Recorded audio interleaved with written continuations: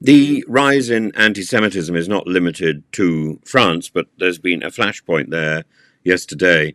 There's a rise in anti-Semitism in the United States, across Europe, in the Middle East.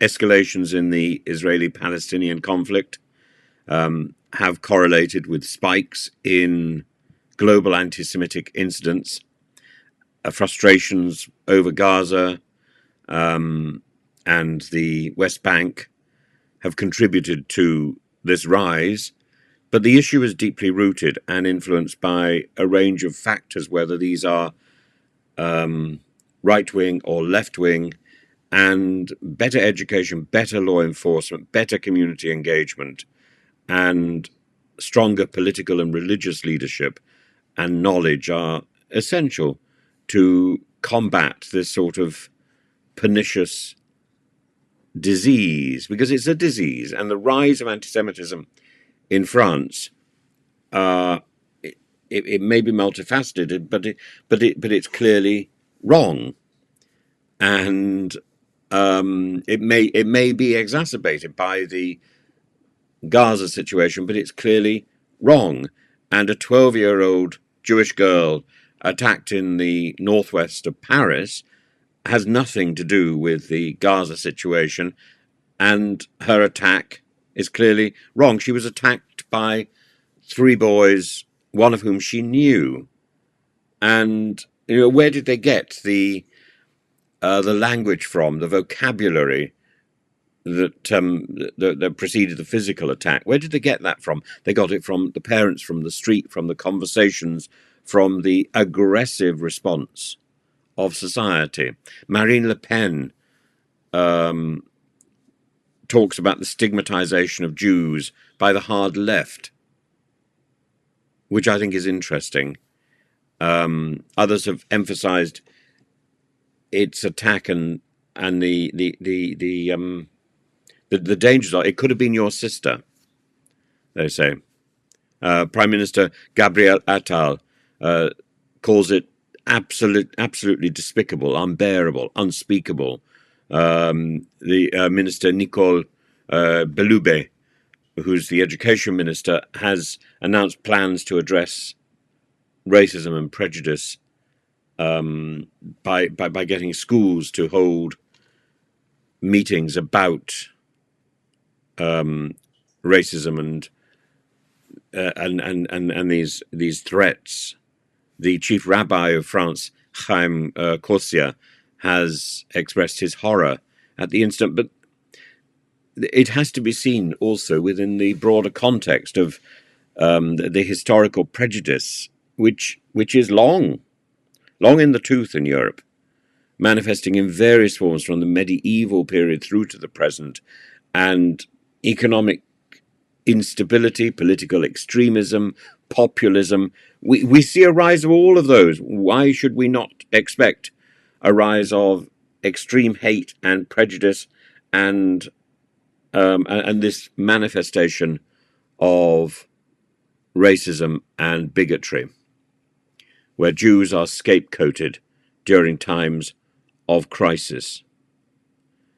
And I think social media has a role to play in this, because it facilitates the spread of hate and sloganized evil, the rhetoric of evil reaching a much broader audience. And it's absurd to think that children don't hear that. Children hear everything.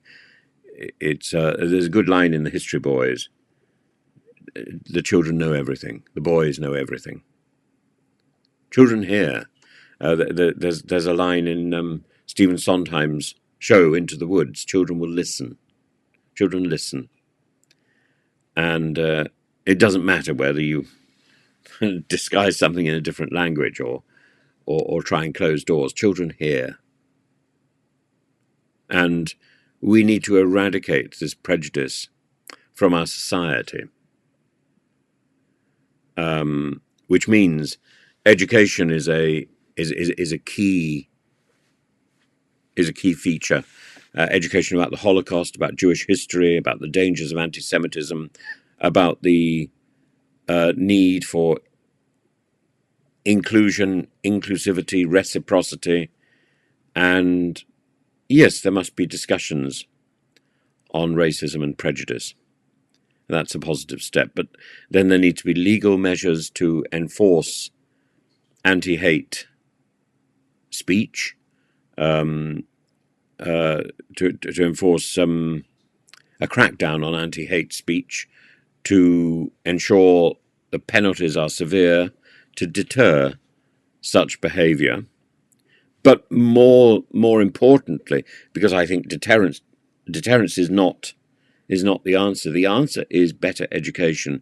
The answer is better inclusivity. The answer is a push towards greater interfaith, greater intercultural dialogue, to build greater understanding, to reduce prejudice, and I think one also has to be very clear in the response to the Gaza crisis, and we have to be very, very firm that we can condemn Netanyahu without indulging in anti-Semitism. We can condemn the Gvir without indulging in anti-Semitism or prejudice. We can condemn these leaders of modern Israel while at the same time supporting the concept of Israel as a state. And we can condemn Hamas while nevertheless supporting the right of Palestine to a state and supporting and encouraging the two-state solution. This manifestation of hate needs a combination of legal measures and also education and positive example. We need greater community engagement. We need greater political leadership to unequivocally condemn anti-Semitism and work towards policies that foster inclusivity and that respect diversity. Without that, we are nothing. Without that, we are we're in the world of rhetoric. We need to be in the world of reality. The world of reality, we have two hands. We can condemn Netanyahu and we can celebrate Judaism and the great strengths that it brings to our society, and we can nurture reciprocity.